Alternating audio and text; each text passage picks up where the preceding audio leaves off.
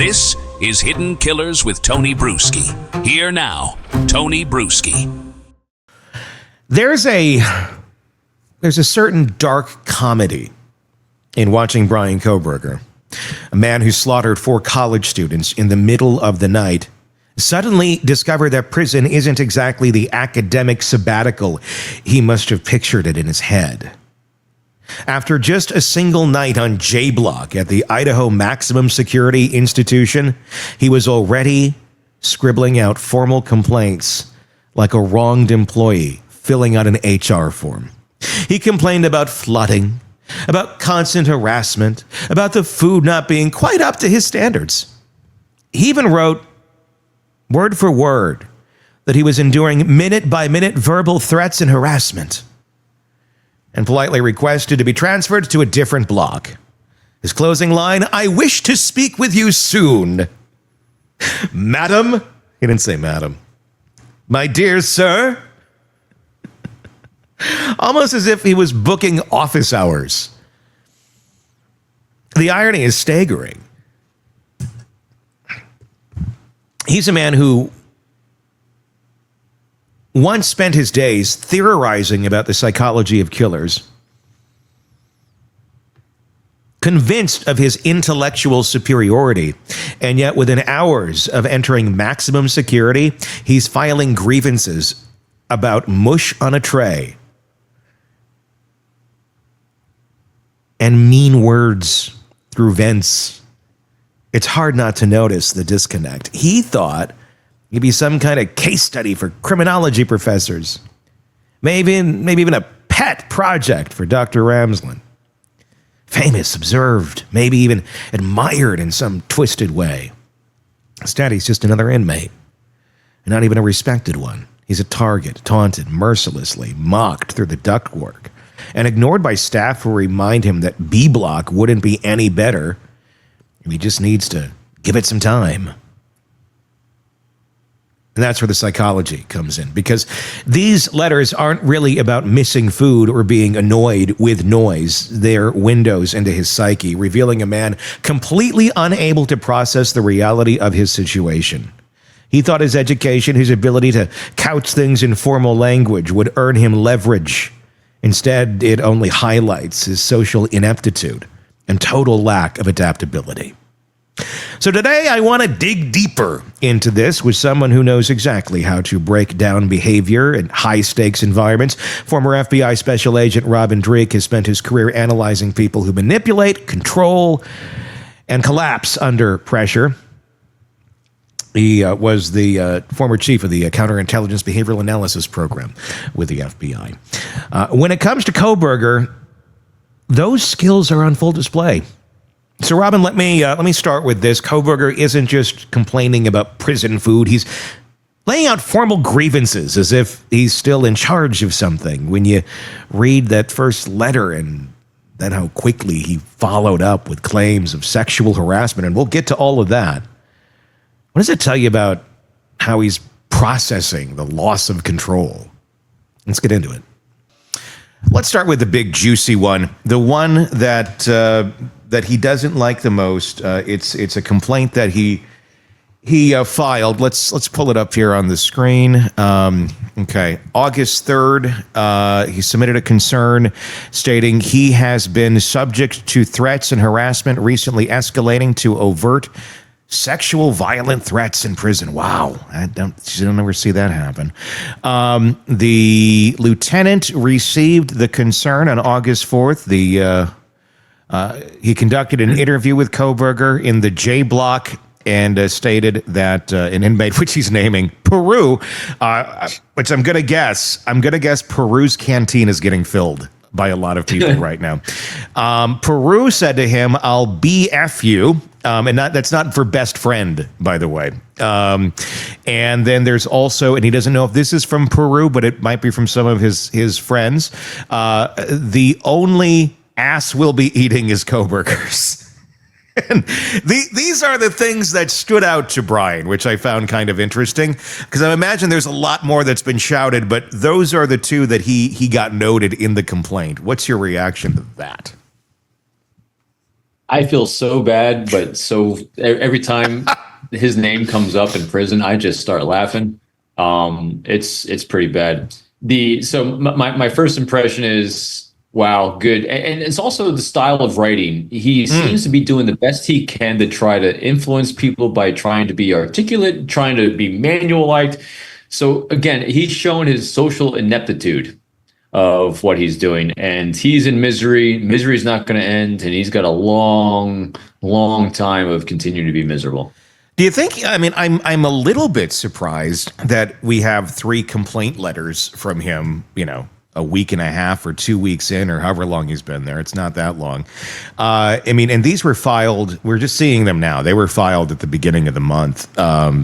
So that was very early into his stay here at the Best Western. I was thinking he might have a little bit of expectation that this is what prison's going to be like, because the bar seems to be really low on what he's complaining about. I mean, that could influence somebody. But here's another one. Here's another one that he's complaining about. I have, and we'll talk about his writing in a moment, but I'll just try and get through it here. I have on several occasions not received all items of food on my tray. I addressed... Tony, can I stop you for 1 second? I'm so sorry. Yeah. I got to get the door, okay? Sure.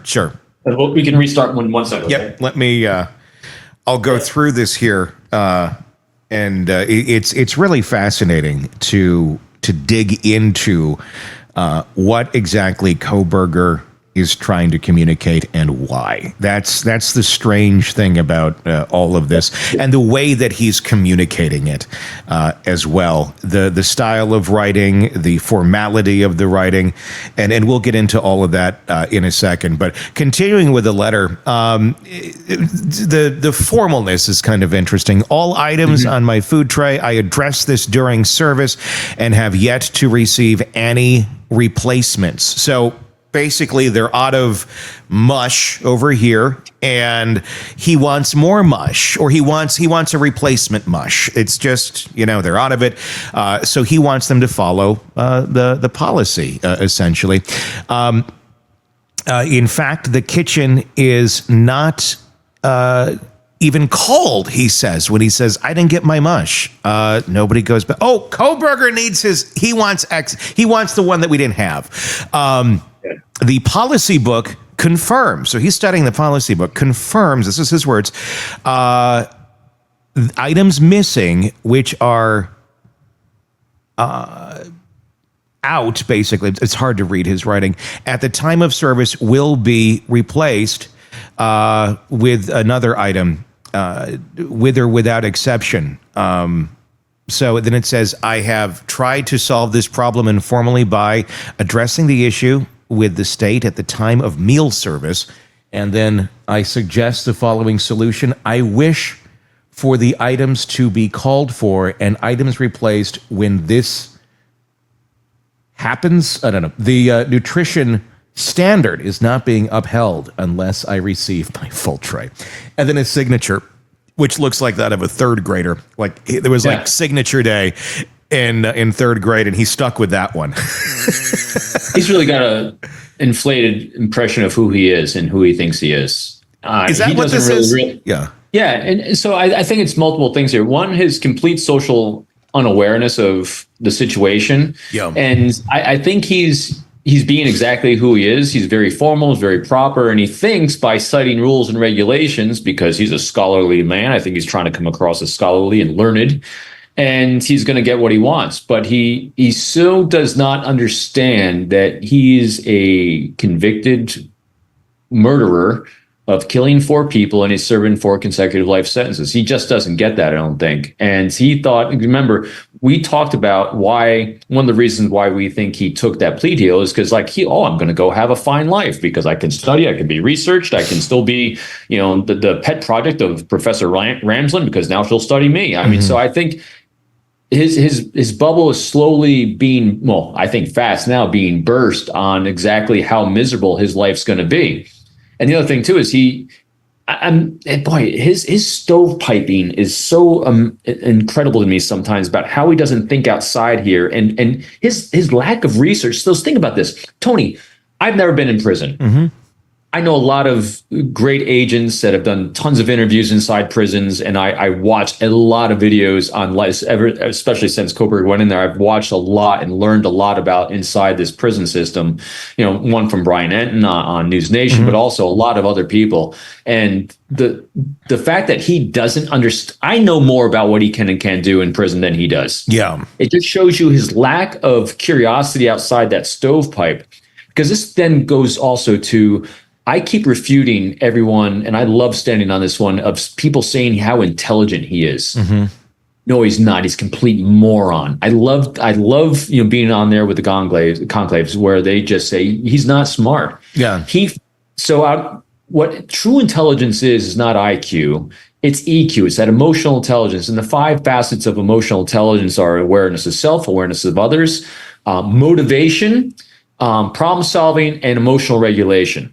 All those things he has scores a pure 0 on, except the motivation. So he appears as IQ high because he fixates on stuff in a small little stovepipe. That's why he was caught. Why he sucks. And so his prison sentence so far is doing exactly the same thing. He's fixating on this, without understanding the larger picture of what's going on around him. And it's not going to end. And they're going to keep tormenting him. It's like a magnifying glass on a hot summer day, and you're frying ants on your sidewalk as a child. Kohberger only thinks through that little piece of the prism that fries the ants, where it's just the hot, burning sensation. Where the rest of us, if we're going through life with a magnifying glass out in front of us, okay, what's going on around here? We're aware of what the bigger picture is that we're focusing on. We're aware of our surroundings beyond the magnifying glass. Kohberger's only focusing on the heat. That little piece of heat that's frying shit is all he is seeing. And anything beyond it, he seems very surprised by. Genuinely surprised by. 100%. And it's also why, he's categorized as a mass murderer, obviously, but not a serial killer. I think he had designs, like you and I have said, of being, he would have tried to evolve. It's another better way to put it. I think he would have tried to evolve into a serial killer because he got a large rush out of it. But every other serial killer out there had a social game that he didn't have. It's why they weren't caught. And so he has 0 social game. Inevitably, he was caught. That's why he's down as a horrendous mass murderer. Yeah. Thankfully, 4 lost their lives, but it could have been worse had he had a social game, much like a BTK or Dahmer or anyone else, really. And that's the thing with him. There is nothing, other than he's just a combination of what he's taken up from all these other people and just certainly only looked at their hot spots, basically. What did they do here? I want to emulate that. Other than that, there is nothing there really to learn. There was character in some of these other folks, as horrible of characters as they were. There was character. He's just like this empty shell where it's like a movie, like a movie building on a movie set. Like there's the facade, there it is. And you go behind it and it's just plywood. And there's nothing, that these windows go nowhere. There's no building here. It just looks like there's a building, and behind it is completely empty. That seems to be what Kohberger is like. It makes me wonder if he's trying to understand his thinking is so fascinating, but it makes me wonder, does he think he's just this really fascinating specimen that the jail is going to keep him protected so people can learn from him and people can study him? I don't think he realizes that, he's a specimen, but it's not going to be learned from. I think he's full of hope that that's what it was going to be, because that's what he aspired to be. As we've said, when I think he gave up the ghost of not getting jail time or being put to death, he was hoping to be the study of Ramsland or people like her. And what he's finding out is he went in with that one expectation in a stovepipe and being notorious and infamous. And what he's finding is he's having to shift pretty rapidly out of being famous to survival. And he's struggling with survival because think about this. I talked about this the other day on something else. He was so surrounded by kindness throughout his life and the people that accommodated him that he doesn't know how to deal with the situation. So He's got his mother, who's always been there apparently as this major emotional anchor for every time he's in stress. Yeah. And we see it right after the murders, before the murder. I mean, she is that emotional anchor. Mm-hmm. And I'm not a hindsight 2020, because I know there's a lot of people that are beating themselves up from all the warning signs and red flags are going off around them from the other student, teaching assistants, the students and everything. But think about this. So in their shoes, he was surrounded by people give him another chance, give him another chance, give him another chance, because they saw he was trying his best to be gifted, but was falling short on the social skills. So people were accommodating him.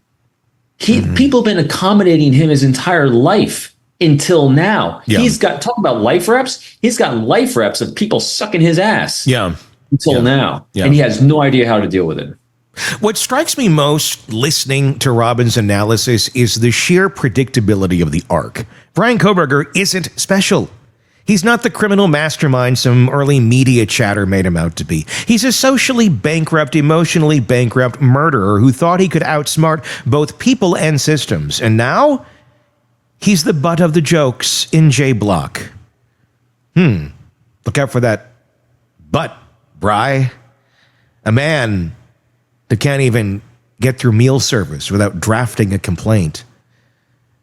Like he's citing case law at Chili's.